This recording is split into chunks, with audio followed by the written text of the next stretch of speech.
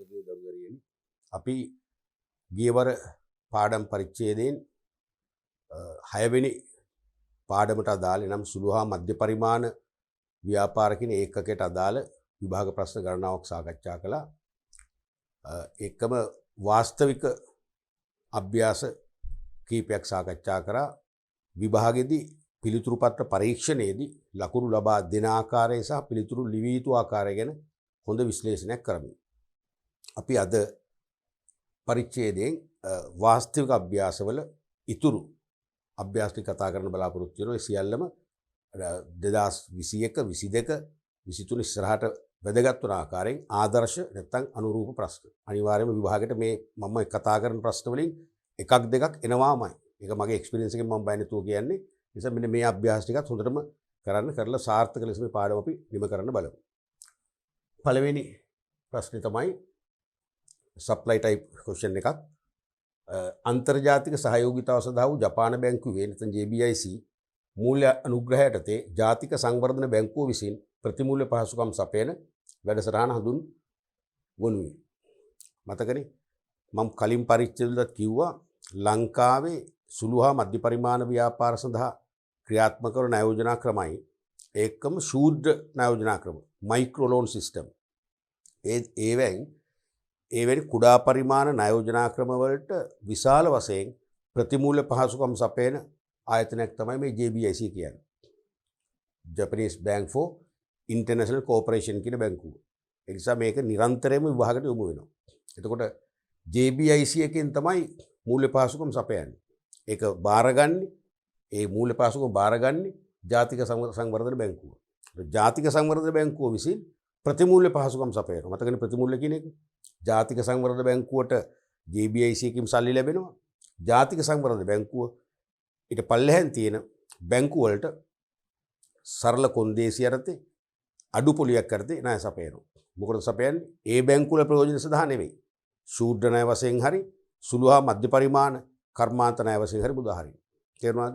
ඒක ලංකාවේ මොකද දෙවන්තම ණය යෝජනා ක්‍රමය. ඒ කියන්නේ ලංකාවේ සුළු හා මධ්‍ය පරිමාණ කර්මාන්ත කරුවන්ට මුදා හරින ලද වලින් වැඩිම ණය ප්‍රමාණය මුදා හරපු ප්‍රොජෙක්ට් එක තමයි මේක. ඒ නිසාම වෙන්නේ නැති මේක විභාගයට කීප සැරයක්මත් ඇහුවා. තේරුණාද? මම මේක නැවත ආදර්ශ ප්‍රශ්නයක් වශයෙන් ගත්තෙත් ඒක විභාගයට අහන බව මම දන්න නිසා. ඒ නිසා මේක හොඳට මතක තියාගන්න. මොකද්ද? සුවන ණය ක්‍රමය. සුවන ණය ක්‍රමය. සුවන ණය ක්‍රමය. සුවන. එහෙම නැත්නම් මේකටම කියන්න පුළුවන් ස්මයිල් කියලාත් කියන. මතකයිනේ? ස්මයිල්.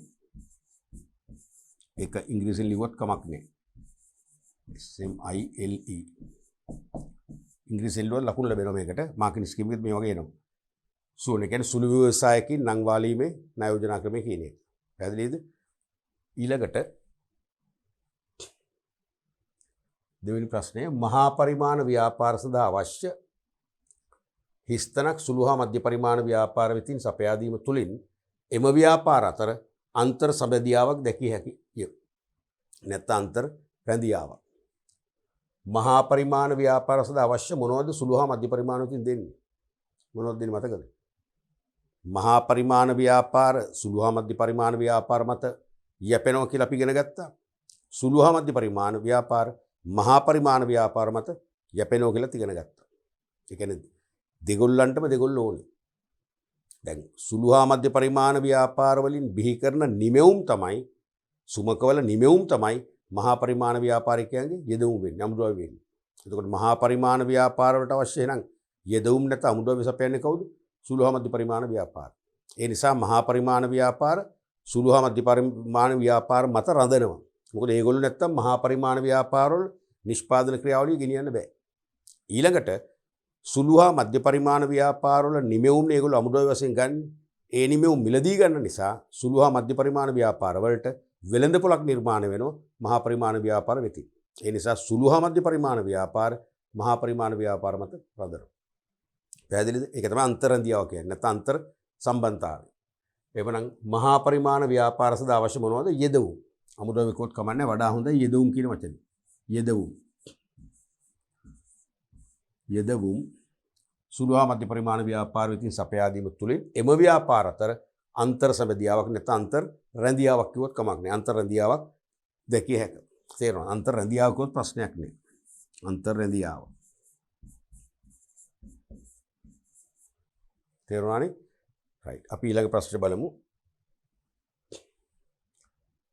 ඉඩම් හා ගොඩනැගිලි හැර ඉඩම් හා ගොඩනැගිලි හැර සෙසුවත්කම් වල ආයෝජිත ප්‍රාග්ධනයේ රුපියල් මිලියන 20 නොඉක්මවන ව්‍යාපාර සුළු හා මධ්‍ය පරිමාණ ව්‍යාපාර ලෙස අර්ථකථනය කරන ලද්දේ 33ක් විසිනි.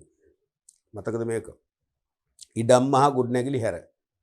මතකද මම කිව්වා ඉඩම් හා ගොඩනැගිලි වල කෙතරම් මුදල් ප්‍රමාණයක් ආයෝජනය කරත් සුළු ව්‍යාපාරයක්ද මහා පරිමාණ ව්‍යාපාරයක්ද කියලා වෙන් කරගන්න ඒ ඉඩම් හා ගොඩනැගිලි වල යොදවන ලද ප්‍රාග්ධනයේ ගණන් ගන්නේ නැහැ.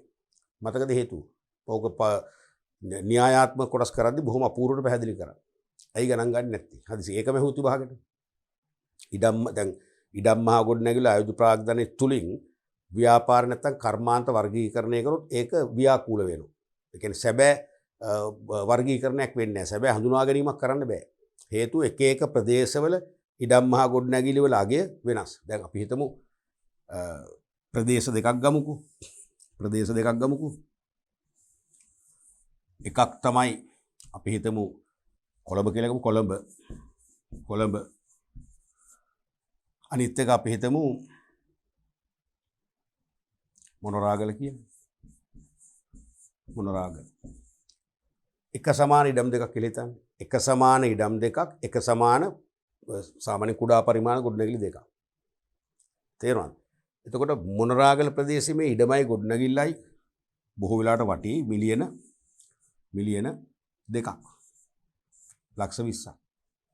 නමුත් කොළඹදී මේ සයිස් මේ සයිස් ඉඩමක්මයි මේ සයිස් බිල්ඩින් එකමයි මේක වටි මිලියන 50ක් විතර 50ටත් වැඩි. ඔක තමයි ඇත්ත කතාව. තේරුණාද? එතකොට මේකෙදි අපි දැන් මේ දෙකම මොනවා හරි භාණ්ඩයක් නිෂ්පාදනය කරන ව්‍යාපාරයක් කියලා හිතුවා. අපි හිතමු ඇඟලුම් කම්මලක් කියලා. මේ දෙකම ඇඟලුම් කම්මල් නම් මෙතන මහාන මැෂින් 20ක් වගේ පාවිච්චි කරලා දිනකට මොනවා හරි ඒකක ඇඳුම් නිමි ඇඳුම් ඒකක අපි හිතමු 400ක් මහනවා දිනකට. මෙතන මහාන මැෂින් දෙකයි තියෙන්නේ. ඊට අමතරව මේවල කාර්යාලයකුත් පවත්වාගෙන යනවා. මෙතන නිමි ඇඳුම් ඒකක නිපදවන්න අපි හිතමු 50යි දිනකට. පැහැදිලිද? මෙතන නිමි ඇඳුම් ඒකක නිපදවන්නේ 50යි. මෙතන 400ක් නිපදවන දිනකට. මොකක්ද මහා පරිමාණ ව්‍යාපාරය මොකක්ද කුඩා පරිමාණ ව්‍යාපාරය? දැන් මෙතන ගත්තොත් ඉඩම් මහා ගොඩනැගිලි වල විතරක් ගත්තොත් මිලියන 50ක් වටිනවා මේ කොළඹ ප්‍රදේශයේ තියෙන මේ ව්‍යාපාර පරිශ්‍රය. ඒ කියන්නේ මිලියන 20 ඉක්මවා ගිහලා තියෙන්නේ. තේරුණාද? ඒකම මොණරාගල ප්‍රදේශයේදී ඒක මිලියන 2යි. ඒක මිලියන 2 ඉක්මවන්නේ නැහැ. තේරුණාද? අපි හිතමු මේ කොළඹ කම්මලේ මහාන මැෂින් දෙකයිනේ තියෙන්නේ. යන්ත්‍ර දෙකයි. එතකොට ගෘහ භාණ්ඩ ඔක්කොම ටික සෙසුවත්කම් වල අගය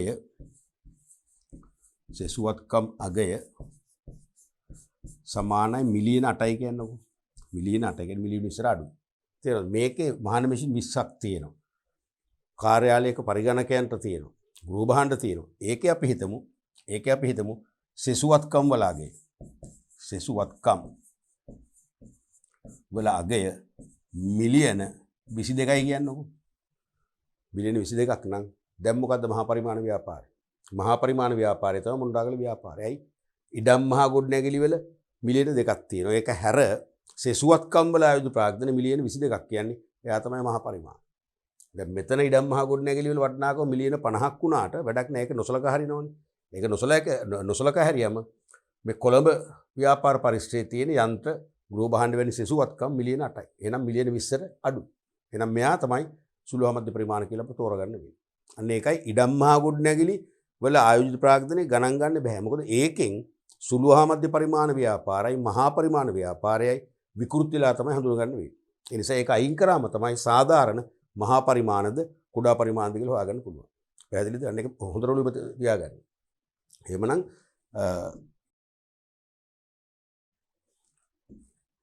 ඉඩම් මහා ගොඩනැගිලි හැර සෙසුවත්කම් වල ආයෝජිත ප්‍රාග්ධනයේ රුපියල් මිලියන 20 නොඉක්මන ව්‍යාපාර සුළු හා මධ්‍ය පරිමාණ ව්‍යාපාර ලෙස අර්ථකථනය කරේ කවුද? කර්මාන්ත සංවර්ධන අමාත්‍යාංශය. කර්මාන්ත සංවර්ධන කලින් කටදී ලංකා අමාත්‍යාංශ නම් වෙනස් වෙනවා. කර්මාන්ත සංවර්ධනයක අඩුම ගානේ කර්මාන්ත අමාත්‍යාංශය කියලා ලකුණු හම්බ වෙනවා. සංවර්ධන හදිස්සිය අමතකුණා. ඔබ කර්මාන්ත අමාත්‍යාංශය කියන එක highlight වෙන්න ඕනේ. පැහැදිලිනේ? කර්මාන්ත සංවර්ධන අමාත්‍යාංශය. කර්මාන්ත සංවර්ධන අමාත්‍යාංශය. සංවර්ධන අමාත්‍යාංශය. අමාත්‍යාංශ 20. තේරුණානේ? අපි ඊළඟ ප්‍රශ්නෙට යමු. රටේ දල ජාතික නිෂ්පාදනයේට ඉහළ දායකත්වයක් හිස්තැනක් ව්‍යාපාර විසින් සපයන අතර රැකියා නියුක්තියට ඉහළ දායකත්වයක් හිස්තැනක් ව්‍යාපාර විසින් සපයයි. දැන් ලංකාවේ ඕනම රටකත් මූලික වර්ග දෙකයිනේ. මහා පරිමාණ කුඩා පරිමාණ ව්‍යාපාර තියෙනවා. තේරුණාද? දැන් රටේ දල ජාතික නිෂ්පාදනයේට උපරිම දායකත්වයක් දෙන්නේ කිසිදු වාදයක් නැහැ මහා පරිමාණ ව්‍යාපාරය. ඇයි? ප්‍රාග්ධන සූක්ෂමයි. යන්ත්‍රෝපකරණ රොබෝ තාක්ෂණය භාවිතා කරලා මහා පරිමාණ නිපදවන නිසා ජාතික නිෂ්පාදනයට නැත්නම් දල දේශීය නිෂ්පාදනයට වේවා වැඩිම දායකත්වයක් එන්න ඕනේ ඒකේ. තේරුණාද? නමුත් සුළු හා මධ්‍ය පරිමාණ ව්‍යාපාර නැත්නම් කුඩා ව්‍යාපාර ශ්‍රම සූක්ෂමයි. යාන්ත්‍රීකරණ ඉතාම අඩුවෙන් ක්‍රියාත්මක වෙන්නේ. ඒ නිසා වැඩිපුර රැකියා සැපයීමට දායකත්වයක් දෙන්න පුළුවන් ඒගොල්ලන්ට. තේරුණාද? ඒ කියන්නේ ව්‍යාපාර වර්ග දෙක තියෙන්නේ දෙපැත්තක. එහෙනම් ජාතික නිෂ්පාදනයේ ඉහළ දායකත්වයක් මහා පරිමාණ ව්‍යාපාර වෙති. මහා පරිමාණ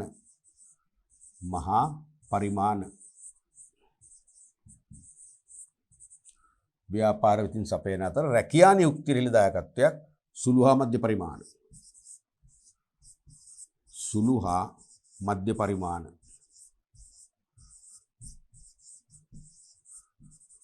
මධ්‍ය පරිමාණ ව්‍යාපාරයෙන් සපේ. තේරුණානේ? අපි ඊළඟ ප්‍රශ්නයට යමු. ලංකාවේ ප්‍රාදේශීය සංවර්ධනයේට හිස්තැනක් ව්‍යාපාර වැඩි දායකත්වයක් ලබා දෙන අතර විදේශ විනිමය ඉපයීමට බහුලවම හිස්තැනක් ව්‍යාපාර දායක වෙනවා. අර වගේම ප්‍රශ්නයක් වෙනස්. දැන් ප්‍රාදේශීය වශයෙන් ව්‍යාප්ත වෙලා තියෙනවා සම්පත්. තාම භාවිතයට නොගත්ත. අපි කියනවා සේවා වියුක්ත සම්පත්. ඒ සේවා වියුක්ත සම්පත් හඳුනගෙන ප්‍රාදේශීය වශයෙන් අවම යටිතල පහසුකම් ව්‍යාප්ති තත්ත්වයක් යටතේ ඒ පවතින සම්පත් වලට ගැලපෙන පරිදි කුඩා සහ මධ්‍ය පරිමාණ ව්‍යාපාර ආරම්භ කරන්න පහසුයි. මොකද මහා පරිමාණ ව්‍යාපාරිකයෝ අවම යටිතල පහසුකම් තියෙන තත්ත්වයක් යටතේ ගමට ගිහිල්ලා ව්‍යාපාර ආරම්භ කරන්න ඉදිරිපත් වෙන්නේ නැහැ බොහෝ විට. තේරුණානේ? ඒ නිසා සුළු හා මධ්‍ය පරිමාණ ව්‍යාපාර තමයි ගමේ ව්‍යාප්ත වෙන්නේ. එහෙනම් ගමේ සම්පත් පදනම් කරගෙන ගමේ සම්පත් යෙදුම් වශයෙන් පාවිච්චි කරලා ඒගොල්ලෝ නිෂ්පාදනයක් කරනවා. ඒ නිසා ගමේ පුද්ගලයින්ට ඍජුමෙන්ම වක්‍රව රැකියා අවස්ථා උදා වෙනවා. සුළු වශයෙන් හරි ගම දියුණු වෙනවා. පාරවල් චුට්ටක් හරි හැදෙනවා. පාරවල් අලුතින් ඉදි වෙනවා. තේරුණාද? බැංකු රක්ෂණ ආයතන ව්‍යාප්ත වෙනවා. පුංචි නගර බිහි වෙනවා. තේරුණාද? එහෙනම් ප්‍රාදේශීය සංවර්ධනයක් ඇති වෙනවා. එහෙනම් ප්‍රාදේශීය වශයෙන් සංවර්ධන ඇති කරන්නේ මහා පරිමාණ කෙනා නෙවෙයි කුඩා පරිමාණ ව්‍යාපාරිකයයි. නමුත් ඉහළම විදේශ විනිමයක් උපයන්නේ. මොකද හේතුව දැන් ප්‍රාදේශීය වශයෙන් ආරම්භ කරන සුළු හා මධ්‍ය පරිමාණ ව්‍යාපාරිකයාගේ වෙළඳපොළ වෙන්නේ ගොඩක් වෙලාවට දේශීය වෙළඳපොළ. ඒ කියන්නේ ඒගොල්ලන්ට අපනයනය කරන තහනම් කියනෝ නොවේ. ඒගොල්ලන්ගේ යම් ප්‍රමාණයක් අපනයනය කරනවා. නමුත් මූලික මේන් මාකට් එක වෙන්නේ දේශීය වෙළඳපොළ. විනිමය පේම ඉතාම අඩුවෙන් වෙන්නේ. නමුත් මහා පරිමාණ ව්‍යාපාරිකයෝ ගොඩක් වෙලාවට එක්ස්පෝර්ට් ඔරියන්ටඩ් බිස්නස්මන්ලා නැත්නම් අපනයන අභිමුඛ ව්‍යාපාර වශයෙන් තමයි ඒගොල්ලෝ ක්‍රියාත්මක වෙන්නේ. එහෙනම් ඒගොල්ලන්ගේ මුළු නිෂ්පාදිතේම විශාල ප්‍රමාණයක් අපනයනයේ සඳහාම තමයි හදන්නේ. ඒ නිසා අපනයනයට වැඩිපුර දායක වෙලා ඉහළ විනිමයක් උපයා දෙන්නේ රටට මහා පරිමාණ ව්‍යාපාර. පැහැදිලිනේ? එහෙනම් ප්‍රාදේශීය සංවර්ධනයේට සුළු හා මධ්‍ය පරිමාණ ව්‍යාපාර. සුළු හා මධ්‍ය පරිමාණ ව්‍යාපාර. සුළු හා මධ්‍ය පරිමාණ ව්‍යාපාර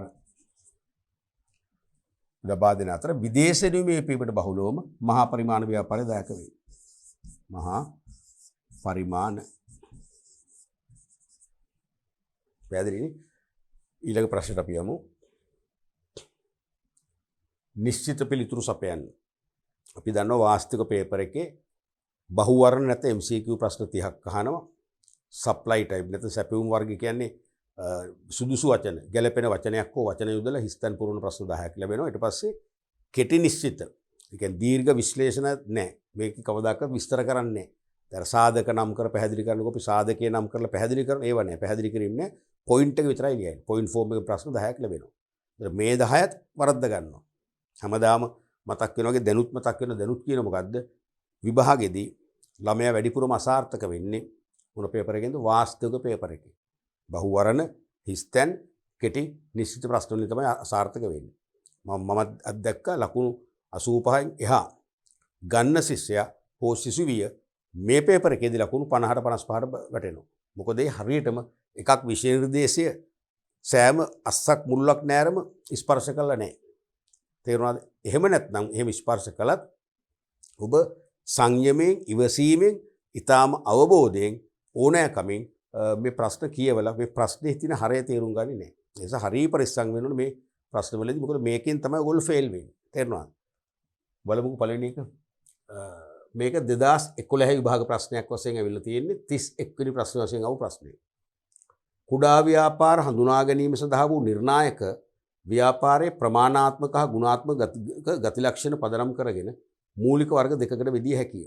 මේ අතුරින් ප්‍රමාණාත්මක නිර්ණායක දෙකක් නම් කරන්න. බොහොම සරල ප්‍රශ්නයක්. බොහොම සරලයි. ලකුණු දෙකක් ලැබෙනවා. තනි ප්‍රශ්නයක් නේ. තේරෙනවද? දැන් අපි දන්නවා කුඩා සහ මහා පරිමාණ ව්‍යාපාර වර්ග කරන නිර්ණායක මූලික කාණ්ඩ දෙකකට බෙදෙනවා. අර මනුෂ්‍ය වර්ග දෙකක් නේ මූලික ගැහණු පිරිමි කියලා. ඒගොල්ලෝගේ ප්‍රභේද තියෙනවනේ. ඒ වගේ මූලික කාණ්ඩ දෙකයි ප්‍රමාණාත්මක සාධක ගුණාත්මක සාධක. මතකයිනේ ප්‍රමාණාත්මක සාධක කියන්නේ නිශ්චිත මිනුම් ක්‍රමයකින් මැනිය හැකි සාධක. ගුණාත්මක කියන්නේ එහෙම මනින්න බැරි සාධක. දැන් උදාහරණයක් වශයෙන් භාවිතා කරන තාක්ෂණය. නවීන තාක්ෂණේ බහුලව පාවිච්චි කරනවා නම් ඒක මහා පරිමාණ කියලා අපි වර්ග කරනවා. නවීන තාක්ෂණය අවම ලෙස භාවිතා කරනවා නම් ඒක කුඩා පරිමාණ කියලා වර්ග කරනවා. ඒතර තාක්ෂණය මනින්න පුළුවන්ද? බෑ. ඒක ගුණාත්මකයි. ප්‍රමාණාත්මක කියන්නේ කිසියම් මිනුම් ක්‍රමයකින් මැනගත හැකි සාධක ඇතුළත් නිර්වචන වලටයි. ප්‍රධානම එක තමයි ලංකාවේ ආයෝජිත ප්‍රාග්ධනය. ආයෝජිත ප්‍රාග්ධනය. දැන් කාර්මික සංවර්ධන මණ්ඩලය විග්‍රහ කරනවා ආයෝජිත ප්‍රාග්ධනය රුපියල් මිලියන 4ට අඩු නම්. ඒ කියන්නේ ලක්ෂ 40. රුපියල් මිලියන 4ට අඩු නම් ඒක කුඩා පරිමාණ ව්‍යාපාරයක්. මිලියන 4ට වැඩි නම් මහා පරිමාණ ව්‍යාපාරය. ඒ වගේ. ඊට පස්සේ මතකද මහා බැංකුව අර්ථකථනය මතකයි. මහා බැංකුව කුඩා ව්‍යාපාරයක් අර්ථකථනය කරේ කොහොමද? මොකද්ද සාධකේ? භාවිතා කරන මොනවද? විදුලි බල ධාරිතාවය. භාවිතා කරන විදුලි බල ධාරිතාවය කිලෝවොට්ස් ඇම්පියර් 50ට අඩු නම් ඒක කුඩා ව්‍යාපාරයක්. 50 250 අතර නම් මධ්‍ය පරිමාණ. 250ට වැඩි නම් මහා පරිමාණ. ඒතර ඒකත් මනින්න පුළුවන්. කිසියම් ව්‍යාපාරයක් එක්කෝ විදුලි බල මණ්ඩලයෙන් නැත්නම් ලංකා විදුලි පුද්ගලික සමාගමෙන් තමන්ගේ ව්‍යාපාර පරිශ්‍රයට ලබා ගන්න කැපැසිටි එක. මේ කියන්නේ මේ විදුලි දහනය හෝ බිල නෙමෙයි මේ කියන්නේ. තමන් ලබා ගන්න විදුලි ධාරිතාවය කිලෝවොට්ස් ඇම්පියර් 50ට අඩු නම් ඒ අනිවාර්යයෙන්ම කුඩා ව්‍යාපාරයක්. ඒතර මේ 50 සමහරට ඒකට පාවිච්චි කරන්නේ කිලෝවොට්ස් ඇම්පියර් 30ක් වෙන්න පුළුවන් 20ක් වෙන්න පුළුවන්.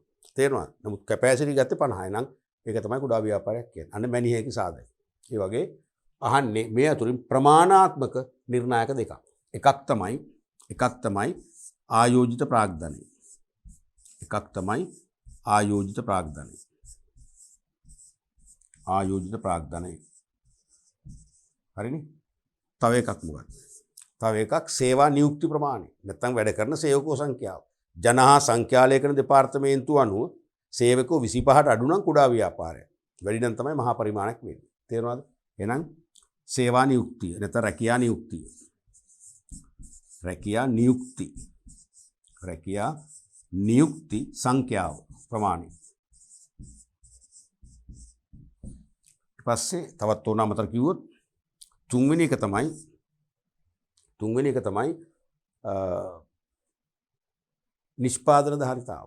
දැන් ලංකාවේ නිෂ්පාදන ධාරිතාවය අනුව මෙන්න මෙච්චරක් නිෂ්පාදනය කරනවා නම් කුඩා ව්‍යාපාරයක්. මින් එහාට නිපදවනවා නම් මහා පරිමාණ කියලා තාම පිළිගත් ආයතනයක් අර්ථකථනය කරලා නැහැ. නමුත් සෙසු රටවල ක්‍රියාත්මක වෙන නිසා ඒක අපේ විභාගෙදී පැහැදිලි පිළිතුරක් වශයෙන් බාර ගන්න. තේරුණාද? නිෂ්පාදන ධාරිතාවය. නිෂ්පාදන ධාරිතාවය. නිෂ්පාදන ධාරිතාවය. තවත් ඉතින් ඕනනම් ගන්න පුළුවන් වාර්ෂික වෙළඳ පිරිවැටුම. වාර්ෂික වෙළඳ පිරිවැටුම යම් මට්ටමක් දක්වා නම් සුළු හා මධ්‍ය පරිමාණ ඉන් එහාට යනවා නම් මහා පරිමාණ ව්‍යාපාර කියලා වර්ග කරන්න පුළුවන්. පැහැදිලි ප්‍රමාණාත්මක සාධක. අපි ඊළඟ ප්‍රශ්නේ බලමු. මේක 2011 විභාග ප්‍රශ්නයක්. 2011 විභාග ප්‍රශ්නයක් 44 වන ප්‍රශ්නේ වශයෙන් ආපු සම්පූර්ණ ප්‍රශ්නයක් ලකුණු 2ක් ලැබෙනවා. කුඩා ව්‍යාපාර හඳුනා ගැනීමට යොදා ගන්නා නිර්ණායක අනුව ඒවායේ දැකිය හැකි ගති ලක්ෂණ 4ක් සඳහන් කරන්න. කුඩා දැන් මේ ප්‍රශ්නේ දීපු ආකාරයෙන් සමහර විට ළමයා ටිකක් ව්‍යාකූල වෙනවා. ප්‍රශ්නේ කියවනකොට සමස්ත ප්‍රශ්නේ කියවලා සමස්ත ප්‍රශ්නේ සමස්තයක් වශයෙන් බලනකොට තමන්ට අදහස එන මොකක්ද අහන්නේ කියලා. කුඩා ව්‍යාපාර හඳුනා ගැනීමට යොදා ගන්නා නිර්ණායක අනුකම නිකන් නිර්ණායක පැත්තට තමයි බර වෙන්නේ. ප්‍රමාණාත්මක නිර්ණායක ගුණාත්මක. තේරුණාද? අනුව ඒවායේ දැකිය හැකි ගති ලක්ෂණ 4ක්. පොඩි අසාධාරණිකුත් තියෙනවා. මොකද ගන්න නිර්ණායක අනුව කියද්දී අපිට එක පැත්තක් පෙන්눔 කරනවා. අපේ මනස ඒ පැත්තට හරවනවා. නමුත් එහෙම පෙන්නලා අහන්නේ මොකද්ද වෙන එකක්? ඒවායේ දැකිය හැකි ගති ලක්ෂණ. ඒවායේ දැකිය හැකි ගති ලක්ෂණ 4ක් සඳහන් කරා. දැන් නිර්ණායකයක් අනුව ගති ලක්ෂණ කියලා එකක් නැහැ නේ. තේරුණාද? දැන් උදාහරණයක් වශයෙන් සේවා නියුක්ති සංඛ්‍යාව අනුව කුඩා ව්‍යාපාර මහා පරිමාණ කියලා වෙන් කරගනිද්දී ලක්ෂණ වෙනස් වෙනවද? එහෙම වෙනස් වෙන්නේ නැහැ. ආයෝජිත ප්‍රාග්ධනය අනුව කුඩා සහ මහා පරිමාණ කියලා වෙන් කරගනිද්දී ඒවායේ ලක්ෂණ වෙනස් වෙනවද? නැහැ. දැන් උදාහරණයක් වශයෙන් කුඩා ව්‍යාපාරවල මූලික වෙළඳපොළ වෙන්නේ දේශීය වෙළඳපොළනේ.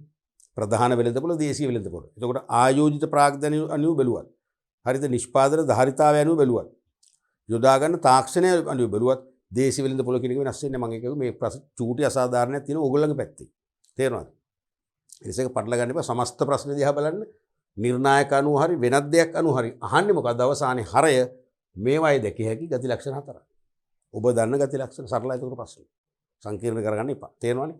පළවෙනි එක තමයි බොහෝ වෙලාවට මේවායේ හිමිකරුවම තමයි කළමනාකරුව වෙන්නේ. කළමනාකරුවන් කියලා අර සමාගමක නම් වෙනම කළමනාකරුවෝ ඉන්නවනේ. ඩිරෙක්ටර් බෝඩ් එකක් ඉන්නවනේ. මේක එහෙම නෑ. හිමිකරුවම තමයි කළමනාකරුවෝ වෙන්නේ. සමහරට සේවකයෙ වෙන්නේ හිමිකරුවමයි.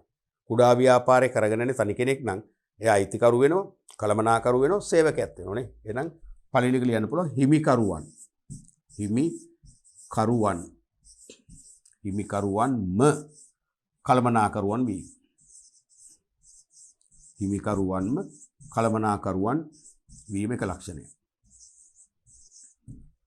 තේරුණානේ? දෙවැනි එක තමයි මේගොල්ලන්ගේ නිමෙවුම් අලෙවි කරන්න අරමුණු කරගත්ත නැත්නම් ඉලක්ක කරගත්ත වෙළඳපොළ ගොඩක් වෙලාවට දේශීය වෙළඳපොළ. තේරුණාද?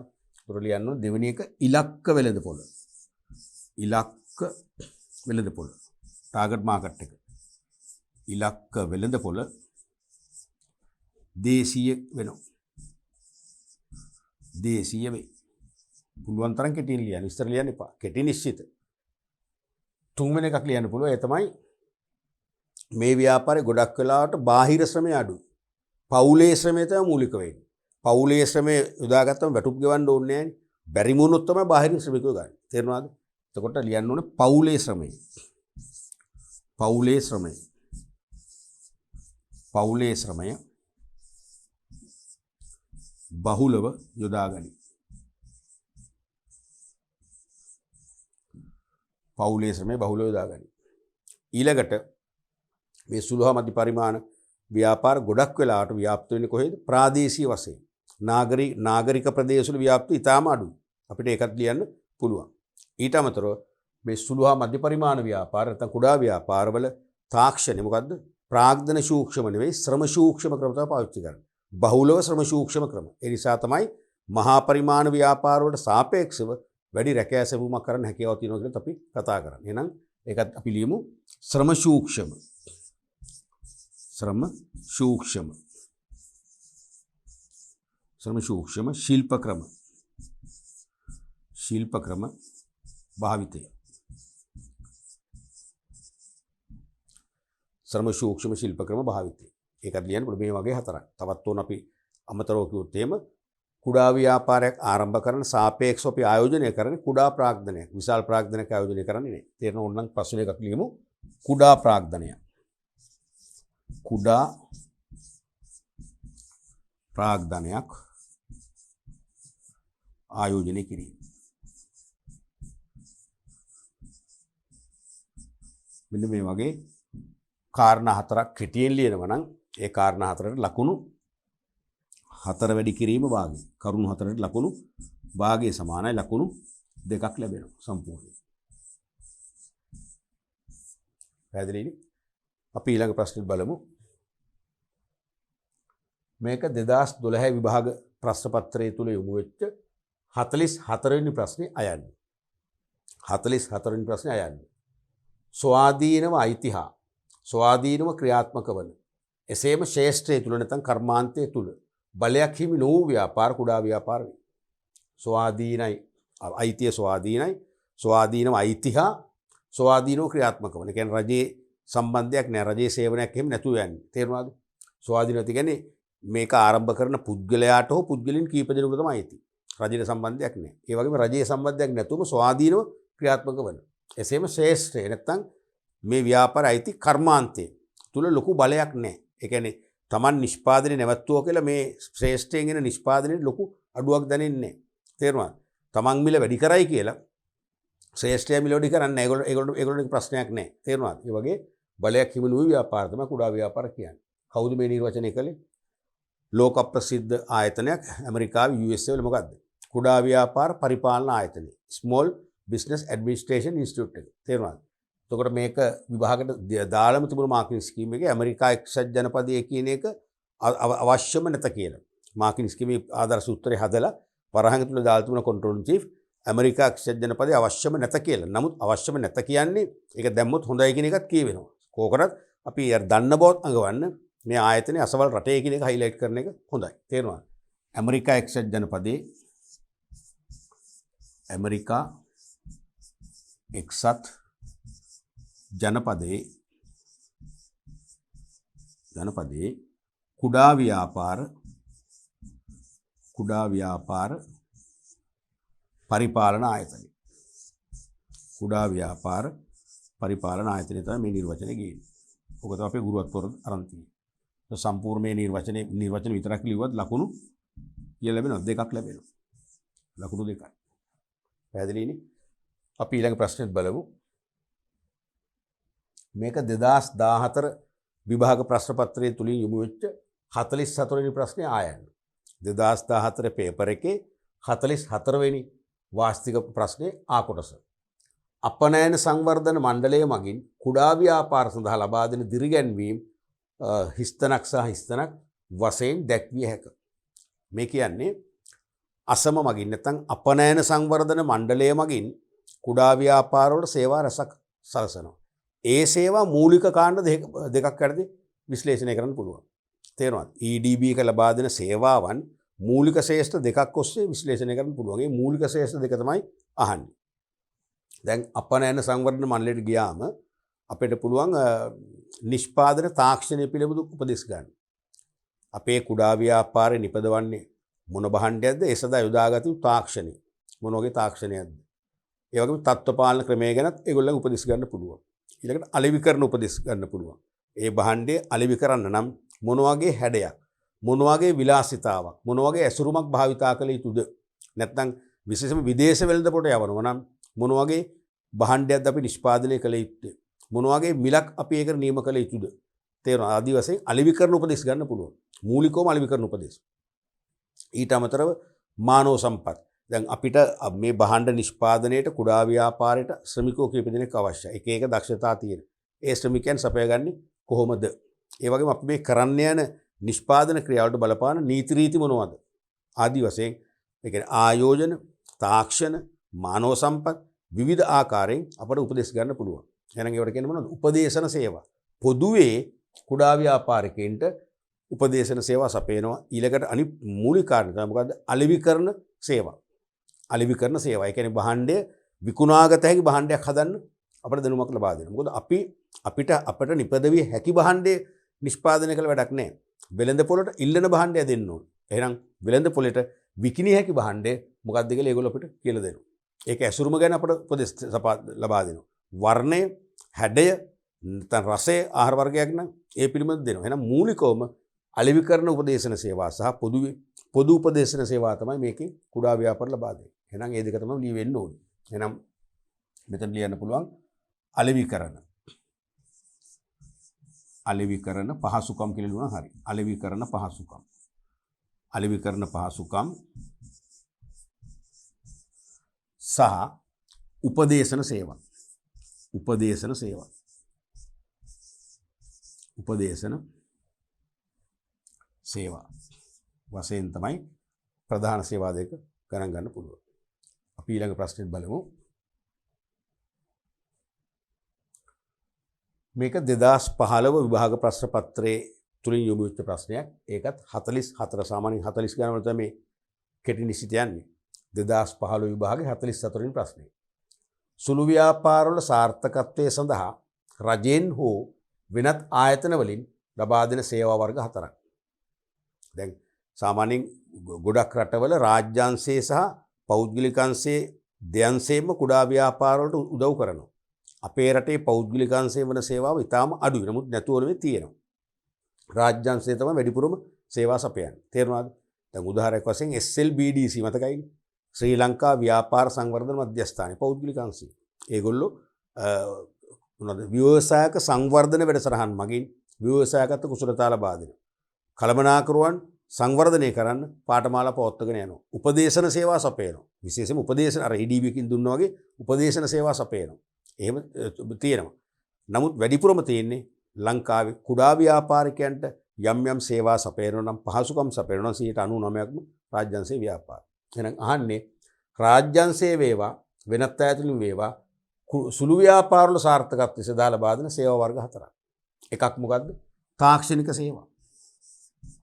එකක් තාක්ෂණික සේවා. තාක්ෂණික සේවා. මතකයි නේද? මේ කියන්නේ කිසියම් භාණ්ඩයක නැත්නම් නිමෙවුමක ගුණත්වය වැඩි කර ගැනීමට. නිමෙවුමක ගුණත්වය වර්ධනය කර ගැනීමට බලපාන සීලුම සේවා ටික. උදාහරණයක් වශයෙන් නිවැරදි යන්ත්‍ර තෝරා ගන්න. නිවැරදි අමුද්‍රව්‍ය භාවිතා කරන්න. නිවැරදි කම්මල් පිරියතක් ලේඅවුට් එකක් හදා ගන්න. නිවැරදි ප්‍රමිති පාවිච්චි කරන්න. නිවැරදි තත්ත්වපාලන ක්‍රම යොදා ගන්න. මඟ පෙන්වනවා නම් ඒ සෑම දෙයකින්ම ගුණත්වය වර්ධනය කරගන්න පුළුවන් නිසා අපි ඒවට කියනවා තාක්ෂණික සේවා කියලා. මතකයි කාර්මික තාක්ෂණික ආයතනයේ කාර්මික සංවර්ධන මණ්ඩලය ලබා දෙන්නේ. රයිට්. අනිත් එක තමයි අලෙවි සේවා. අලෙවි සේවා. අලෙවි සේවා. ඒ කියන්නේ සුළු හා මධ්‍ය පරිමාණ වලට තියෙන ලොකුම ප්‍රශ්නයක් තමයි තමන්ගේ භාණ්ඩ වලට සාධාරණ නැත්නම් ප්‍රමාණවත් වෙළඳපොළක් දිනා ගැනීම. මහා පරිමාණ ව්‍යාපාරිකයන්ගේ තරඟයේ අභියස. ඒ නිසා තමයි සමහර ආයතන තියෙනවා සුළු හා මධ්‍ය පරිමාණ ව්‍යාපාරවල නිමෙවුම් බාරගෙන ප්‍රදර්ශනය කරලා තොරතුරු ප්‍රසිද්ධ කරලා ගනුදෙනුකරු ආකර්ෂණය කරගෙන අලෙවි කරලා දෙනවා. ඒක තමයි අලෙවි පහසුකම් කියන්නේ. මතකයිනේ? ශ්‍රී ලංකා හස්තකර්මාන්ත මණ්ඩලයේ දිවයින පුරා ප්‍රධාන නගරවල ලක්සල කියන ප්‍රදර්ශන හා විකුණුම් මධ්‍යස්ථානයේ මගින් භාණ්ඩ ප්‍රදර්ශනය කරලා අලෙවි කරලා දෙනවා. ඒ වගේ අලෙවි පහසුකම් සපයනවා. අනිත් එක තමයි ආයෝජන උපදේශන සේවා. දැන් සුළු ව්‍යාපාරයක් වුණත් සුළු හා මධ්‍ය පරිමාණ වුණත් ඒගොල්ලෝ බොහෝ වෙලාවට අතිරික්තයක් උපයනවා, ලාභ උපයනවා. ඒ ලාභ සියල්ලම හිමිකරු භාවිතර ගන්න නැහැ. අඩු ප්‍රමාණයක් ඒගොල්ලන්ගේ පාවිච්චිට අරගෙන වැඩි ප්‍රමාණයක් ප්‍රතිආයෝජනය කරන්න උත්සාහ කරනවා. තේරෙනවද? ඒ ප්‍රතිආයෝජනය කිරීමෙන් ඒ ව්‍යාපාරය තවත් පුළුල් කරගන්න. තේරෙනවද? සංවර්ධනය කරගන්න. ප්‍රතිආයෝජනය කළ යුත්තේ වඩාම වාසිදායක මාර්ගවලයි.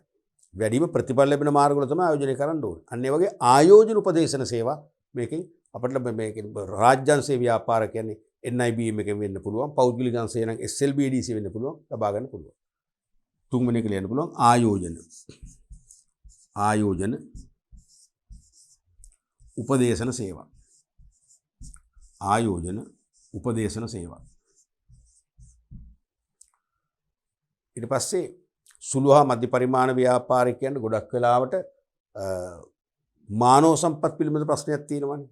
දැන් ලංකාවේ ඔබ වුණත් උගත් තරුණයන් වශයෙන් උසස් පෙළ සමත් වුණාම නැත්නම් විශ්වවිද්‍යාල උපාධියක් සමත් වුණාන් පස්සේ කුඩා ව්‍යාපාරයකින් අපේ තුමු රැකියා බෑරතු දැන්වීම ප්‍රසිද්ධ කළා. ඔබ ආකර්ෂණය කරන අමාරු වෙන්නේ නැහැ. මොකද ඔබ බලන පිළිගැනීම අඩුයි. සාපේක්ෂව ඉහළ වැටුප් ලැබෙන්නේ නැහැ. ඉහළ පහසුකම් දීමනා ලැබෙන්නේ නැහැ. ඔබ උනත් බලන්නේ මහා පරිමාණ ව්‍යාපාරයකට ප්‍රවේශ වෙන්න. ඒ නිසා මෙතනට ගොඩක් වෙලාවට පුහුණු පළපුරුදු සේවකයන්ගේ අඩුවක් තියෙනවා. අන්න ඒ නිසා මානව සම්පත් සංවර්ධනය කිරීමට අවශ්‍ය සේවා මේගොල්ලන්ට ලබා දෙනවා. NIBM එකේ නයිට් ආයතනයේ ජාතික ආධුනිකත්ව කාර්මික පුහුණු අධිකාරියෙන් සේවකයන් පුහුණු කර දීම කරනවා. කියන්න මානව සම්පත් පුහුණු කිරීමේ සේවා. සංවර්ධනය කොත් කමක් නෑ. මානව සම්පත් පුහුණු කිරීමේ සේවා. තේරුණාද? ඔය වගේ සුළු හා මධ්‍ය පරිමාණ ව්‍යාපාර රජයෙන් හෝ වෙනත් ව්‍යාපාර වෙතින් ඔය වගේ සේවාවන් කීපයක්ම සලසනවා. මෙන්න මේ වගේ සේවා 4ක් ලිව්වනම් ලකුණු කරුණු 4ට 4 වැඩි කිරීම ලකුණු භාගයේ බැගින් ලකුණු 2ක් ලැබෙනවා. අපි තුමු ඔබට යම් විදියකින් මේකේ සේවාවන් 3යි කියලා ලියා ගන්න පුළුවන් උනේ එකමාරක් ලැබෙනවා. 2ක් කියන්නකෝ ලකුණු 1ක් ලැබෙනවා. හැබැයි 1ක් ලියුවොත් ලකුණු දෙන්නේ අන්න 1ක් ඔලු තියාගන්න. අන්න 1ක් මත තියාගන්න. තේරුණා? 4ක් විමසපු තැන ඔබ එක කරුණක් විතරක් ලියුවොත් සාමාන්‍යයෙන් ලකුණු භාගයක් දෙන්නේ නැහැ. බලන පරීක්ෂකවරයා සානුකම්පිතව ලකුණු භාග දෙන්න පුළුවන්. දැන් මම නම් එහෙම දීලා තියෙනවා. දැන් මම බය නැතුව කියන මම මාකින් වල දැන් යන්නේ නැති නිසා. නැත්නම් සාමාන්‍යයෙන් දෙන්න එපයි කියලා කියන්නේ. අඩුම ගානේ 2ක් ඕනේ. තේරෙනවද? 2ක් තිබුණොත් 1යි, 3ක් තිබුණොත් එකමාරයි. නැත්නම් සම්පූර්ණ උත්තරේ තියෙනවා ලකුණු 2ම ගන්න පුළුවන්. ඒකත් ඔලු තියා ගන්නට ඕනේ. අපි බලමු ඊළඟ ප්‍රශ්නය. මේක 2017 විභාග ප්‍රශ්න පත්‍රය තුල යොමු වෙච්ච ඒත් 44 වෙනි ප්‍රශ්නයමයි. තේරුණාද? ශ්‍රී ලංකාවේ කුඩා ව්‍යාපාර සඳහා රජය විසින් ලබා දෙන මූල්‍ය නොවන දිරිගැන්වීම් වර්ග 4ක්. අර ඉස්සෙල්ල ප්‍රශ්නේමයි. අහපු ක්‍රමයේ විතර වෙනස් වුණේ. ශ්‍රී ලංකා රජය විසින් ලබා දෙන මූල්‍ය මොකද රජයේ සේවා කොටස් දෙකයිනේ.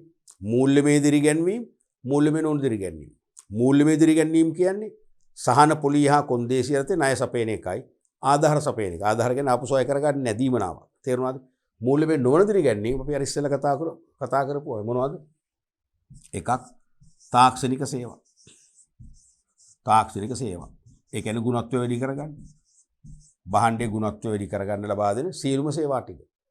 හොඳ අමුද්‍රව්‍ය පාවිච්චි කරන්න, නිවැරදි යන්ත්‍ර පාවිච්චි කරන්න, නිවැරදි කම්මල් පිරියතක් පාවිච්චි කරන්න, නිවැරදි තත්ත්ව පාලනයක් පාවිච්චි කරන්න උපදෙස් අපේනවා. ඒ වගේම මේගොල්ලන්ගේ නිෂ්පාදිත සාම්පල් රසායනාගාර පරීක්ෂණයට ලක් කරලා ඒවායේ තත්ත්වය ප්‍රමිතිය ගැන සාතික කිරීම කරනවා. දුර්වලතා තිබෙනවා නම් ඒවා නිවැරදි කරගන්න උපදෙස් අපේනවා. ඒ සියල්ලම තාක්ෂණික සේවා. දෙවෙනි එක තමයි කළමනාකරන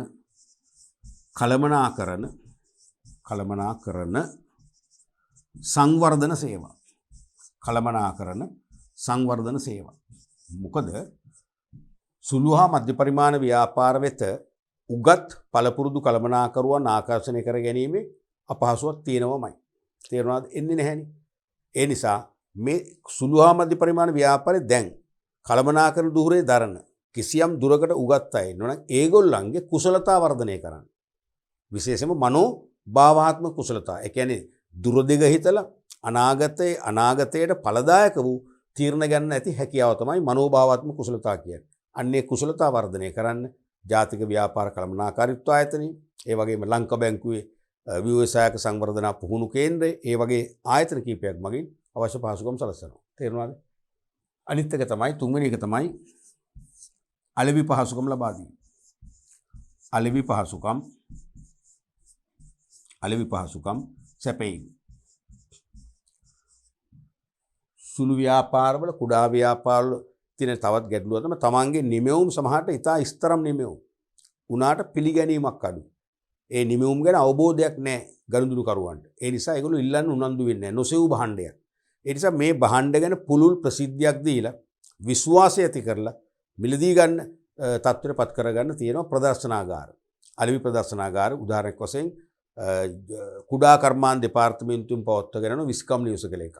කාර්මික සංවර්ධන මණ්ඩලයෙන් පවත්වාගෙන යනම ලක්නිපියුම් මධ්‍යස්ථාන කියලා රට පුරාම නගර කීපයක තියෙනවා. ඒ වගේ අලෙවි පහසුකම් සැපීම කරනවා. ඊළඟට ආයෝජන. දැන් කුඩා ව්‍යාපාරුණත් කිසියම් හෝ ලාභයක් උපද්දවනවනේ. ඒ ලාභෙන් කොටසක් නැත්නම් වැඩි පංගුවක් නැවත ආයෝජනය කරනවා ව්‍යාපාරය පුළුල් කරන්න. ඒ ආයෝජනය කරන්න ඕනේ වඩා හොඳම ආයෝජන අවස්ථා බලලා. ඒ කියන්නේ ඉහළම ප්‍රතිලාභ උපයන්න පුළුවන්. ඒ වගේම අවිනිශ්චිතතාවයවත් අවදානම අඩුම මාර්ගවල තමයි ආයෝජනය කරන්න ඕනේ. තේරුණාද? එහෙනම් ආයෝජන උපදේශන සේවා.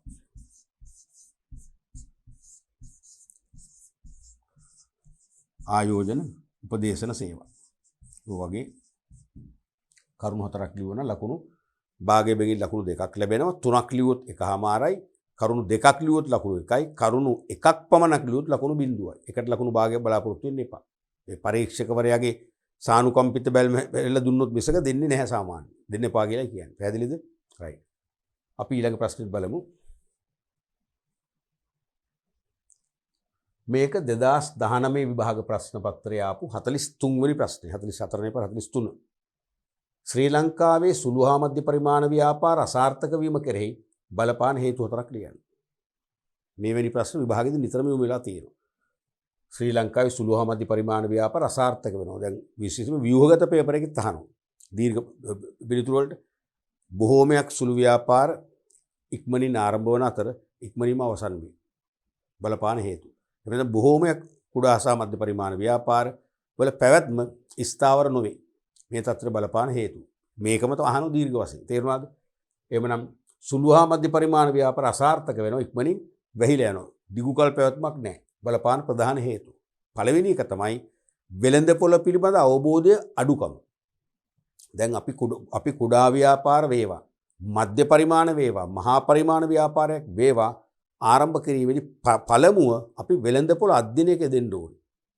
එක්කෝ වෙළඳපොළ පර්යේෂණයක් මගින්, නැත්නම් අලෙවිකරණ පර්යේෂණයක් මගින්, නැත්නම් වෙළඳපොළ සමීක්ෂණ මාකට් සර්වේ එකක් මගින් අනිවාර්යයෙන්ම අපි වෙළඳපොළ හඳුනා ගන්නවා. වෙළඳපොළේ ඉන්න ගනුදෙනුකරු සංඛ්‍යාව කොච්චරද? විශාල ප්‍රමාණයක් ඉන්නවද? ඒගොල්ලන්ගේ ආදායම් තත්ත්වය ඉතා ඉහළද පහළද? ඒගොල්ලන්ගේ ජීවන රටාවන් ඉතා ඉහළද? සමහරට මිනිසුන් ඉන්නවා. ගනුදෙනුකරු ඉන්නවා. හැබැයි ජීවන රටාව පහත් මට්ටමක තියෙන. බොහොම සරල භාණ්ඩ කීපයක් විතරයි පරිභෝජනය කරන්නේ. එහෙනම් අපිට එතන ගිහිල්ලා ලොකු පෙරලියක් කරන්න බැරි වෙයි. ඒ වෙනතයි වෙළඳපොළ විශාලයි, ඔක්කොම හොඳයි. හැබැයි තරංකරුවොත් වැඩි.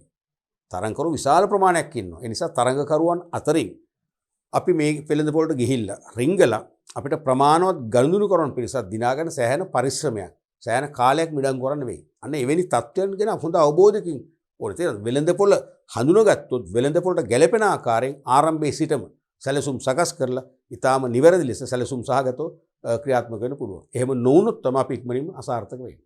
එහෙනම් පළවෙනි කාරණේ තමයි වෙළඳපොළ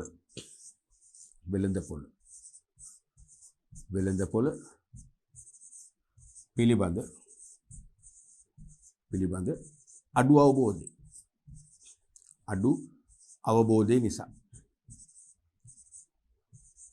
අඩු අවබෝධය නිසා. පැහැදිලිද?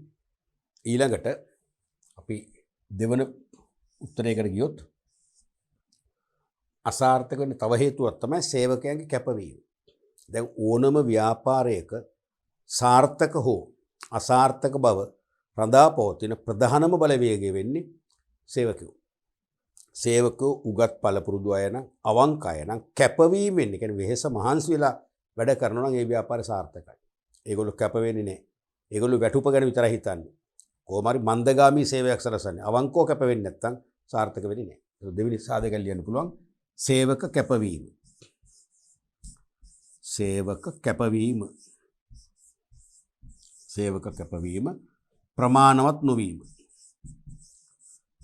සේවක කැපවීම ප්‍රමාණවත් නොවීම. තේරුණාද? තවත් හේතුවක් තමයි දැන් විවෘත ආර්ථික ප්‍රතිපත්තියක් නේ තියෙන්නේ. විදේශ භාණ්ඩ නැත්නම් ආනයනික භාණ්ඩ වලින් ලොකු තර්ජනයක් එන්න පුළුවන්. මොකද ලාංකික ප්‍රජාවගෙන් වැඩි දෙනෙක් විදේශ භාණ්ඩ පරිභෝජනයට කැමැත්තක් දක්වනවා. විදේශ භාණ්ඩ වල තත්ත්වය උසස් කියලා මතයක් තියෙනවා. නමුත් ඇත්ත ඒක නෙවෙයිනේ. බොහෝ වෙලාවට අපේ දේශීය භාණ්ඩ වල තත්ත්වය තමයි උසස්. ඒ නිසා ආනයනික භාණ්ඩ වලින් එල්ලවන තර්ජනය හමුවේ කුඩා ව්‍යාපාර වලට අපේක්ෂිත විකුණුම් ආදායමක් ලබාගෙන බැරි වෙලා අලාබලබල වෙහෙලා යන්න පුළුවන්. තුන්වෙනි එකක් ලියන්න පුළුවන්. ආනයනික භාණ්ඩ වලින් ඇතිවන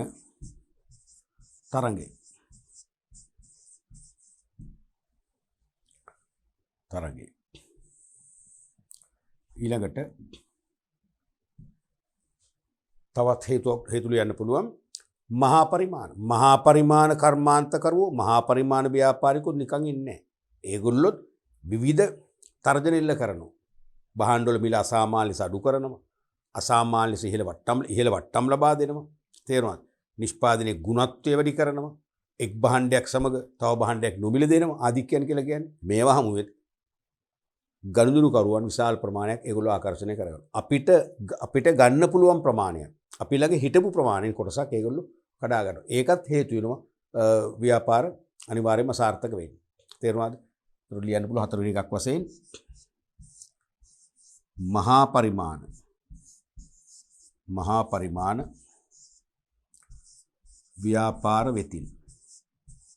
ව්‍යාපාර වෙතින් ඇතිවන තරඟය. ඔන්න වගේ කාරණා හතරක් ලියුවොත් ලකුණු භාගයේ බැගින් ලකුණු දෙකක් ලැබෙනවා. තවද මේ හතරෙන් තව ඔබට තියෙන මේකේ උත්තර තව ඕනනම් 10ක් වුණා ලියන්න පුළුවන් අපිට නේ. ඒ පිළිගත හැකි පිළිතුරු අනිවාර්යයෙන්ම හතරක් ලියන්නම ඕනේ. අපි ඊළඟ ප්‍රශ්නේ බලමු. 2020 විභාග ප්‍රශ්නය තුලින් යොමු වෙච්ච ප්‍රශ්න. ඒකත් 43 වන ප්‍රශ්නේ වශයෙන් අලුත්ම පේපර් එක. සුළු හා මධ්‍ය පරිමාණ SME කියන්නේ small and medium scale entrepreneurs කියන එක තමයි කෙටියෙන් SME දාලා තියෙන්නේ. නැත්නම් SMI. කලින් SMI කියලාත් ආවා. small and medium scale industries කියන එක. දැන් small and medium scale entrepreneurs. සුළු හා මධ්‍ය පරිමාණ ව්‍යාපාරවල සාර්ථකත්වය සඳහා ව්‍යවසායකත්වයේ වැදගත් වීමට හේතු හතරක් දක්වනවා. මෙන්න මේ වගේ ප්‍රශ්න අපි ව්‍යුහගත පේපර් එකේ කතා කරා ඔබට මතක ඇති. සාමාන්‍යයෙන් සුළු හා මධ්‍ය පරිමාණ ව්‍යාපාරවලට ව්‍යවසායකත්වයේ කියන සංකල්පය ලොකු ලෙන්ගතුකමක් තියෙනවා. ලොකු නෑදෑකමක් තියෙනවා. ඒ නිසාම ව්‍යවසායකත්වය සම්බන්ධ කරලා විභාග ප්‍රශ්න එනවා. මොකද අපි හිතමු කිසියම් කුඩා පරිමාණ ව්‍යාපාරිකයෝ දෙන්නෙක් ඉන්නවා. එක්කෙනෙකුට ව්‍යවසායකත්ව කුසලතා ඇත්තෙම නැහැ. එයා නිර්මාණශීලී නැහැ. එයාට කැප වෙන්න බෑ. එයාට ආත්ම විශ්වාසය නැහැ. නිතරම එයා පරාදීන මානසිකත්වයේ ඉන්නේ. තේරෙන සුබවාදීව හිතන්න බෑ එයාට. එයාට නිශ්චිත දැක්මක් නැහැ අනාගතය පිළිබඳ. එහෙමනම් අනිත් කෙනාට ඒවේ අනිත් පැත්ත ධනාත්මක පැත්ත තියෙන. එහෙමනම් ඒ ධනාත්මක පැත්ත තියෙන ව්‍යාපාරිකයා තමයි ඉස්සරහට යන්නේ. මෙයා ඉස්සරහට යන්නේ බොහොම සෙමි. තේරුණාද? උදාහරණයක් වශයෙන් ව්‍යවසායකයා සතු අවදානම් කළමනාකරන හැකියාව. මෙන්න මේක. අවදානම් කළමනාකරන හැකියාව. තේරුණාද? ව්‍යවසායකයා සතු අවදානම් කළමනාකරන හැකියාව තුලින් කුඩා ව්‍යාපාර ආරම්භීමේ අවදානම් අවම කරගත හැකි නිසා. දැන් ව්‍යවසායකයින්ට අවදානම් කළමනාකරන හැකියාවක් තියෙනවා. අවදානම් කළමනාකරන හැකියාවක් තියෙනවනේ. තේරුණාද? එහෙමනම් දැන් කුඩා පරිමාණ ව්‍යවසායකයා තුල ව්‍යවසායගත කුසලතා තියෙනවා නම් සහ එකක් වන අවදානම් කළමනාකරණය කර ගැනීම හැකියාව තියෙනවා නම් එහෙමනම් මේ ව්‍යාපාරයට ඇතිවන අවදානම්කාරී තත්වයන් ගෙන් ව්‍යාපාරේ මුදවා ගැනීම ශක්තියට තියෙනවා. මුදවාගෙන ඉස්සරහට ඉලක්ක කරගෙන යන්න පුළුවන්. දැන් ව්‍යවසායගත කුසලතා නැති වුණා නම් අවදානම් කළමනාකරණ හැකියාව නොතිබුණා නම් සමහරට මේ අවදානම සත්‍යාලාභයක් වෙලා ව්‍යාපාරේ බංකොලොත් වෙන්නත් පුළුවන්. තේරෙනවද මේ කියන එක? ඒ නිසා ව්‍යවසායකත්ව කුසලතා තියෙනවා නම් ව්‍යවසායකත්වය වැදගත් වෙනවා කියන්නේ වෙනම ව්‍යවසායකත්වය නෙවෙයි ව්‍යාපාරිකයමයි. ව්‍යාපාරිකයට ව්‍යවසායකත්ව දක්ෂතා තියෙනවා, නිපුණතා තියෙනවා. එකක් තමයි අවදානම් කළමනාකරණය කිරීමේ හැකියාව. ඒ කියන්නේ අවදානම් කල් දා ගන්නවා, අවදානම් බැහැර කරනවා, අවදානම් බෙදාගෙන තුනී කර ගන්නවා. ඒ වගේ ක්‍රියාමාර්ග මගින් Tamanට ලැබෙන අවදානම කියන තර්ජනය ඉවත් කරගෙන සාර්ථකත්වයේ කරා ගමන් කරන්න පුළුවන්. ඒ ව්‍යවසායකත්ව කුසලතා තියෙන නිසා. තේරෙනවද? පළවෙනි එක. දෙවෙනි එක තමයි ව්‍යවසායකයාගේ කැපවීම හා උනන්දුව නැමැති නිපුණතා නිසා බොහෝ දුරට ව්‍යාපාරය සාර්ථක වෙනවා. දැන් ව්‍යවසායකයෙක් නම් කැප වෙන්න පුළුවන්. ඒ කියන්නේ තමන්ගේ පෞද්ගලික දේපවා කැප කරලා, පෞද්ගලික කාරණාපව පසෙකලා ඉලක්ක ළඟා කරගන්නා තෙක් වෙහෙස මහන්සිලා වැඩ කිරීම හැකියාව තියෙනවා. ඊළඟට ඊතා ඕනෑකමින් තමන්ගේම කැමැත්තෙන් වැඩ කිරීම හැකියාව තියෙනවා. අනේ කැපවීම උනන්දුව තියෙනවා නම් ඒ කැපවීම උනන්දුව කියන නිපුණතා දෙකම ව්‍යාපාර සාර්ථකත්වයට කෙලින්ම බලපෑමක් කරනවා. ඊළඟට ව්‍යවසායකයා තුළ ඇති ආත්ම විශ්වාසය හා අදිෂ්ඨානය. එකක් ආත්ම විශ්වාසය, අනිත් එක අදිෂ්ඨානය ව්‍යාපාරයේ සාර්ථකත්වයට බලපෑම. දැන් ව්‍යාපාරයේ හිමිකරුවා හෝ හිමිකරුවන් කීප දෙනාගේ ව්‍යවසායකත්ව කුසලතාව වශයෙන්, නිපුණතාව වශයෙන් ආත්ම විශ්වාස අදිෂ්ඨානය තියෙනවා නම් අනිවාර්යයෙන්ම ව්‍යාපාරය සාර්ථක වෙනවා. මොකද මේ සංකල්ප දෙක බොහොම ළඟ සංකල්ප දෙකක් නේ. ආත්ම විශ්වාසය කියලා කියන්නේ ඊතා අසීරුයි කියලා හිතන ඉලක්ක. පවතින පාරිසරික තත්ත්වයන් යටතේ දේශපාලන හා නෛතික තත්ත්වය, ඒ වගේම ආර්ථික පරිසරය, තාක්ෂණ පරිසරය, ගෝලීය පරිසරයෙන් ඇති කරන තරඟය මේවත් එක්කලා අපිට ළඟා කරගත යුතු ඒ තීරණය කරන ඉලක්ක හරිම ඈතයි. ළඟා කරගන්න අසීරු කියලා හිතෙනවා. බොහෝ අය කියන ඔකට අත ගහන්න එපා කියලා. ඒ උනත් හොඳ ව්‍යවසායකෙක් නම් එයාගේ ආත්මීය වශයෙන් යාට කියනවා නෑ ඔයා මේක කරන්න. ඔයාට මේක කරන්න පුළුවන්. ඔයාට උදව් උපකාර ගන්න රජයේ බලාධිකාර තියෙනවා. නිවැරදි සැලැස්මක් හදන්න. නිවැරදි ප්‍රමිති භාවිතා කරන්න. යන්න පුළුවන්. ඒ වගේ ඒ අසීරු කියලා හිතුණා උනත් Tamanට කෙසේ හෝ ඒ ඉලක්ක ළඟා කරගත හැකි කියන විශ්වාසය තමයි ආත්ම විශ්වාසය කියන්නේ. අදිෂ්ඨානය කියන්නේ මොකද්ද? අදිෂ්ඨානය කියන්නේ ව්‍යාපාර කටයුත්ත ආරම්භ කර පවත්වාගෙන යාමේදී නොහිතන මොහොතක නොහිතන ආකාරයේ පරාජයන්ට මුහුණ දෙන්න වෙනවා. පසුබෑම් වලට මුහුණ දෙන්න වෙනවා. එහෙම වුණත් එතනින් නොසලී එතනින් නතර නොවි ඒවාටත් විසඳුම් ආදේශ කරගනිමින් නැවත ප්‍රකෘතිමත්ව ඉලක්ක කරා ගමන් කරන්න පුළුවන් කියන විශ්වාසය තමයි දිස්ත්‍රාසීලී බව කියන්නේ. මෙන්න මේ ප්‍රබලම ගුණාංග දෙක තියෙනවා නම් අනිවාර්යයෙන්ම ව්‍යාපාරයට මොන බලපෑම් ආවත් මොනතරම් අසීරු ඉලක්ක වුණත් එතනට අනිවාර්යයෙන්ම ව්‍යාපාරිකයා ව්‍යාපාරය අරගෙන යනවා. ඒ නිසා සාර්ථක වෙනවා. මොකද එයාගේ ව්‍යවසායගත කුසලතා නිසා. තුන්වෙනි එක තමයි ව්‍යවසායක නිපුණතා වර්ධනය කර ගැනීම තුළින් ව්‍යාපාර සාර්ථක කරගත හැකි වීම. ව්‍යවසායක නිපුණතා. දැන් ඉතින් මාකිනිස් කියමලක් තියෙනවා නවුල් මම මේ හතරවෙනි උත්තරයට සම්පූර්ණයෙන්ම කැමති නැහැ. ඇයි කැමති නැත්තේ? ව්‍යවසායක නිපුණතා වර්ධනය කරගත්තම ඒ නිපුණතා ටික ව්‍යාපාරයේ සාර්ථකත්වයට ආදේශ කරගන්න පුළුවන්. ඒක හරියි. ඒකමනේ මේ කිව්වේ. මේ නිපුණතා. මෙතනින් කිව්වෙත් ඒකනේ කැපවීම ඒ නිපුණතා. ඒ නිසා මේක අරකම රිපීට් කිරීමක් තමයි වෙන්නේ. ඉතින් මොනවා හරි ස්කීම් එක හදද්දී ඒක වෙච්ච දෝෂයක් කමක් නැහැ. පස්වෙනි එක බලන්නකෝ. ව්‍යවසායකයාගේ නිර්මාණශීලී හැකියාව තුළින් ව්‍යාපාර සාර්ථක කරගන්න පුළුවන්. ඒකත් කමක් නැහැ. ඒක වෙනම ගුණාංගයක් කරන්න කියන්නේ. දැන් මේ පස්වෙනි එකත් හතරවෙනි එකකින් කියවෙනවා. තේරෙනවද? මේ සියලු දේවල් තමයි හතරවෙනි එකකින් කියන්නේ. නිර්මාණශීලී බව අත්‍යවශ්‍යයි. නිර්මාණශීලී බව කියන්නේ යම් යම් ගැටලු මතුවනාම ඒ ගැටලු වලට කියන්නේ ව්‍යවසායකයෙක් වෙනස් ආකාරයෙන් දකිනවා. ව්‍යාපාර ලෝකේ ව්‍යාපාර පරිසරයේ වෙනස් ආකාරයෙන් දකිනවා. තේරුණාද? ඒ නිසා ඒ ගැටලු ඇති වුණාම ගැටලු වලට ඊටාම සංයමයෙන් කලබල වෙන්නේ. ඊටාම සංයමයෙන් කෙටි කලක් තුල ඊටාම ඒ කියන්නේ ෂණිකව සාර්ථක විසඳුම් ලබා දීම හැකියාව තියෙනවා. ඒක තමයි නිර්මාණශීලී බව කියන්නේ. අන්න ඒ නිර්මාණශීලී බව නිසා මේ කුඩා ව්‍යාපාර කරගෙන යද්දී පුංචි ගැටලු මතුවෙනවා. ඒ ගැටලු වලට ඉක්මන් සහ සාධාරණ ස්ථිරසාර විසඳුම් ලබා දෙමින් ඒවා බැහැර කරමින් ඉලක්ක කරා ව්‍යාපාරය මෙහෙවනවා. ඒ නිසා ව්‍යාපාරය සාර්ථක වෙනවා. එහෙමනම් ලකුණු භාගයේ බැගින් කරුණු 4කට ලකුණු 2ක් දීලා තියෙනවා. මේක ඉතින් මම නම් කියන්නේ මේක ටිකක් ව්‍යුහගත ප්‍රශ්නයකට සමීපයි.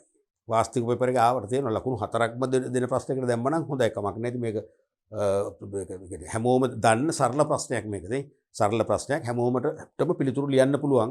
ඒ නිසා වෙන්නේ නැති මේක වාස්තික පැත්තට දාලා ලකුණු 2ක් දුන්නා. පැහැදිලිනේ? අපි ඊළඟ ප්‍රශ්නට බලමු. ආදර්ශ ප්‍රශ්න. දැන් මෙතෙක් කතා කරේ කෙටි හා නිශ්චිත ප්‍රශ්න කියන වාස්තික ප්‍රශ්න වලින් මෙතෙක් විභාගයට යොමු වෙච්ච ප්‍රධාන ප්‍රශ්න කීපය.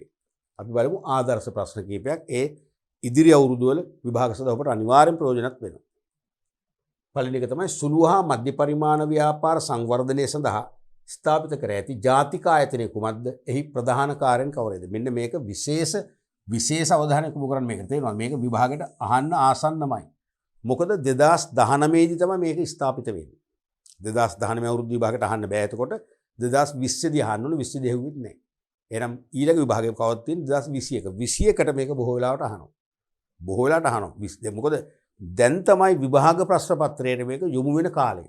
විභාග ප්‍රශ්නයක් වශයෙන් යොමු වෙන කාලය තමයි අපි දැන් මේ උගන්වන්නේ. තේරෙනවද? මේක කරන්ට් ක්වෙස්චන් එකක්. අනිවාර්යෙන් බලන්න. මොකද හේතුව සුළු හා මධ්‍ය පරිමාණ ව්‍යවසායකයෝ නැත්නම් සුළු හා මධ්‍ය පරිමාණ ව්‍යාපාර ඉලක්ක කරගෙනම කේන්ද්‍රීය කරගෙනම එවැනි ව්‍යාපාර සංවර්ධනය කිරීම සඳහාම ආරම්භ කළ රජයේ බලාධිකාරියක් තමයි මේ අදහස් කරන්නේ. මොකක්ද? ජාතික ව්‍යවසාය සංවර්ධන අධිකාරිය. මේකේ ප්‍රශ්න දෙකක් අහනවනේ. එකක් මෙතන ජාතික ආයතනයේ කුමක්ද? පළවෙනි එක. දෙවෙනි එක එහි ප්‍රධාන කාර්යයන් කවරේද? එහෙනම් ප්‍රශ්න දෙකක් නම් උත්තර දෙක වෙන් කරලා ලියන්න. අපිට පුළුවන් ලියන්න තරු ලකුණු දෙක. පළවෙනි තරු ලකුණ ලියනවා ජාතික ව්‍යවසාය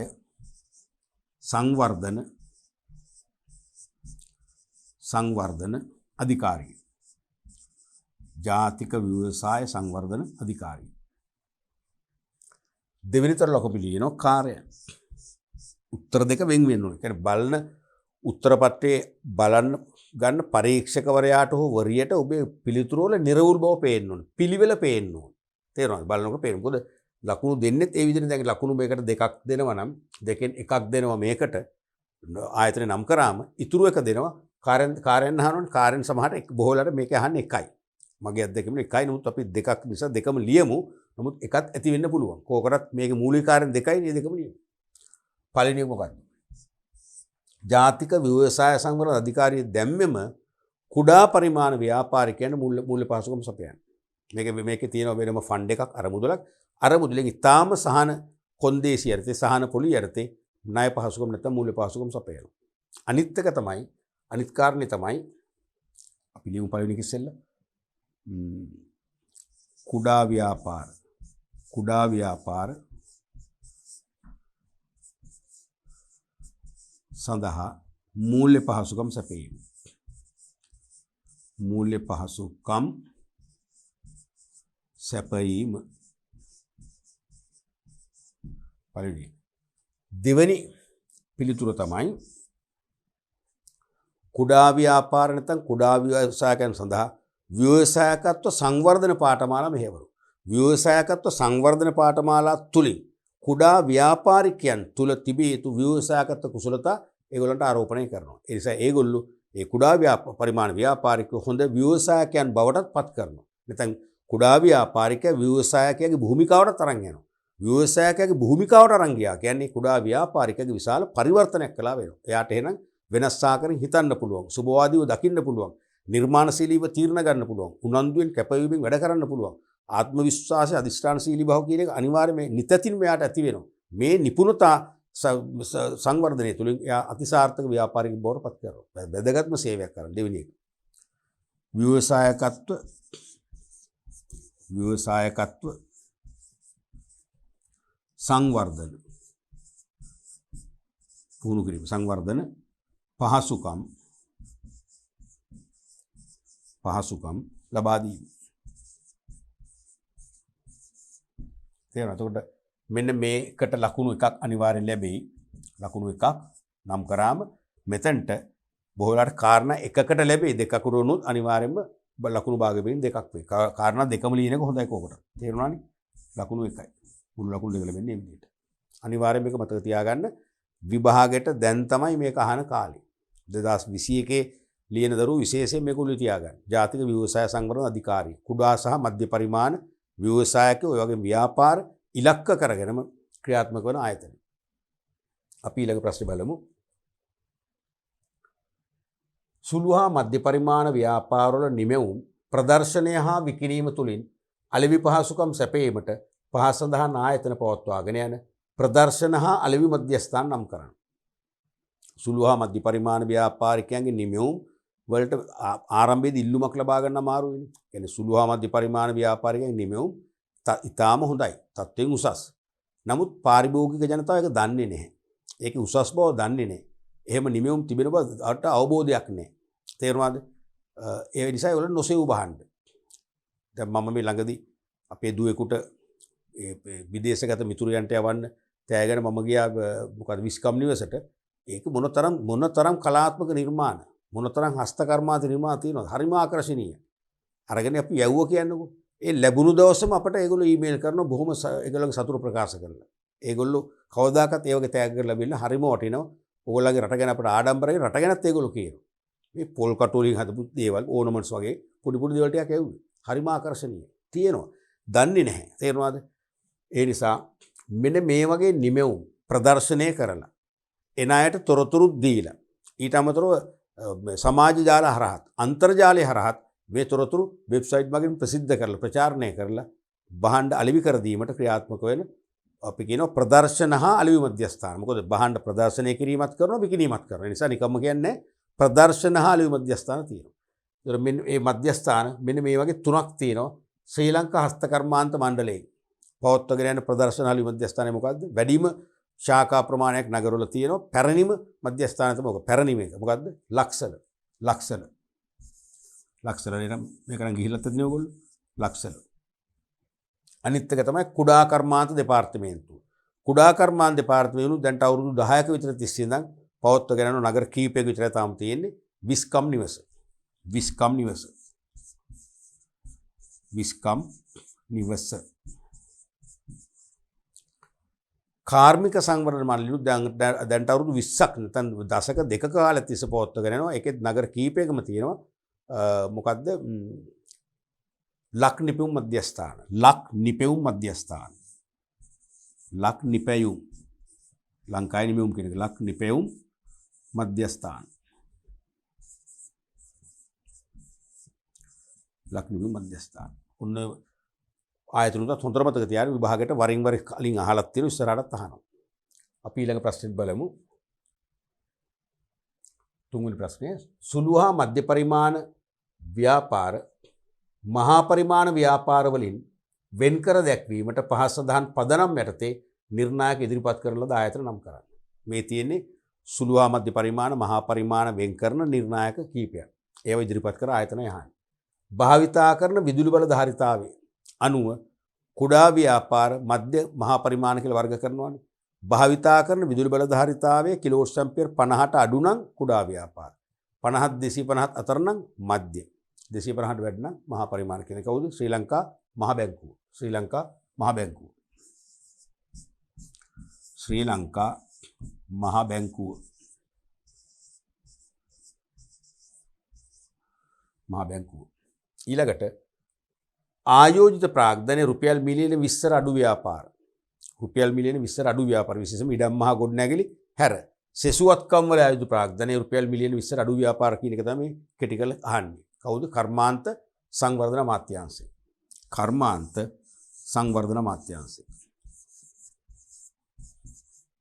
කර්මාන්ත සංවර්ධන අමාත්‍යාංශය. ඒකට කර්මාන්ත අමාත්‍යාංශයකවත් ලකුණු ලැබෙනවා සංවර්ධන මතුකුණත්. සේවක සංඛ්‍යාව 25ට අඩු ව්‍යාපාර. කුඩා පරිමාණ ව්‍යාපාර කියලා අර්ථකථනය කරේ කවුද?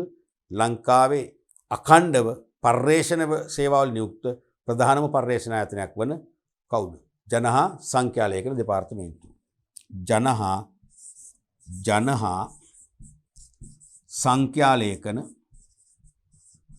සංඛ්‍යාලේඛන දෙපාර්තමේන්තුව.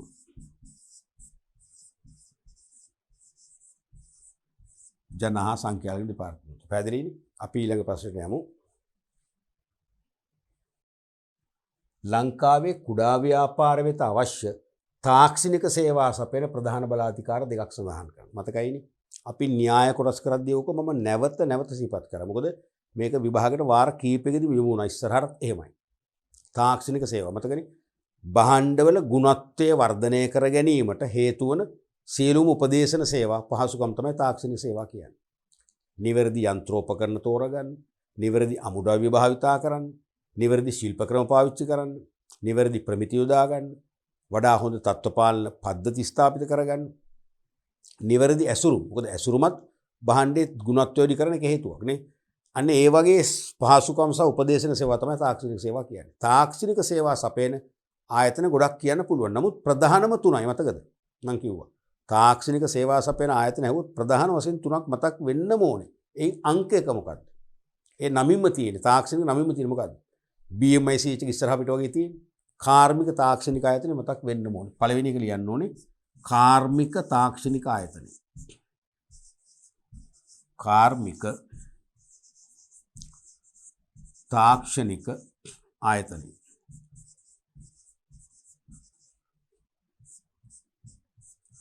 ITI Industrial Technological Institute. දෙවැනි එක මතකද? කාර්මික තාක්ෂණික ආයතනය වගේම දෙවැනි එක මොකක්ද? කඩුබැද්දේ තියෙන කාර්මික සංවර්ධන මණ්ඩලය මතක් වෙන්න ඕන දෙවනු. කාර්මික සංවර්ධන මණ්ඩලය. කාර්මික සංවර්ධන මණ්ඩලය. IDB Industrial Development Board. තුන්වෙනි එක මතකයි.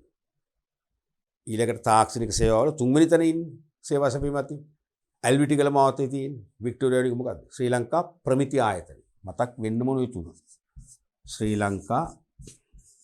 ශ්‍රී ලංකා ප්‍රමිති ආයතනය ශ්‍රී ලංකා ප්‍රමිති ආයතනය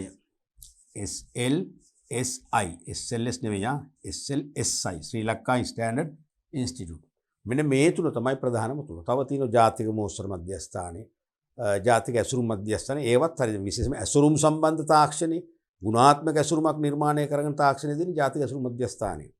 නමුත් මේ තුන තමයි ප්‍රධානම තුන වශයෙන් උණුගඩි වල තියාගන්න ඕන. පැහැදිලිද?